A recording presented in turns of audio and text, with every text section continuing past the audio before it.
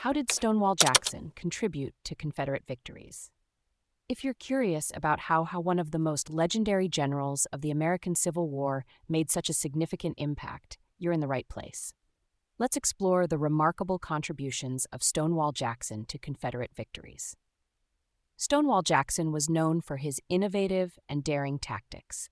One of his most notable achievements was during the Battle of Harpers Ferry. Here, Jackson faced a complex challenge with three columns approaching from different directions, each targeting different mountains. Despite the geographical hurdles, including crossing the Potomac River without bridges and scaling steep mountains, Jackson's plan was to make Bolivar Heights untenable for the Union forces.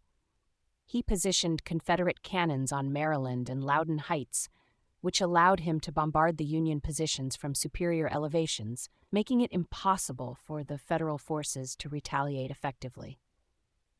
Jackson's tactical brilliance shone through in his use of flanking maneuvers and decoy attacks. At Harpers Ferry, he executed a flanking march against the enemy's left on Bolivar Heights, while simultaneously conducting a feigned assault on the Union right center as a diversion.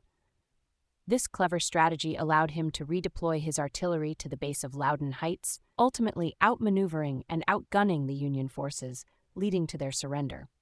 This victory yielded significant spoils, including 73 captured cannon, 200 wagons, 13,000 small arms, and nearly 12,700 Union prisoners, all at a relatively low cost of 289 Confederate casualties. Another key contribution was during Jackson's Valley Campaign in the spring of 1862. Here, Jackson's 17,000 men marched an impressive 646 miles in just 48 days, engaging and defeating several Union armies that outnumbered them significantly. Jackson's use of rapid and unpredictable movements on interior lines allowed him to isolate, confuse, and overwhelm the Union forces.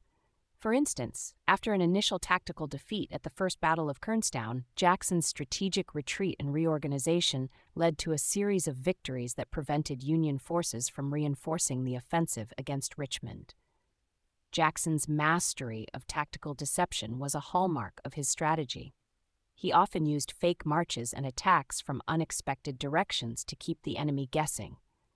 This was evident in his campaign through the Shenandoah Valley, where he drove back elements of General John C. Fremont's army and captured the Federal garrison at Front Royal, forcing the Union army to retreat.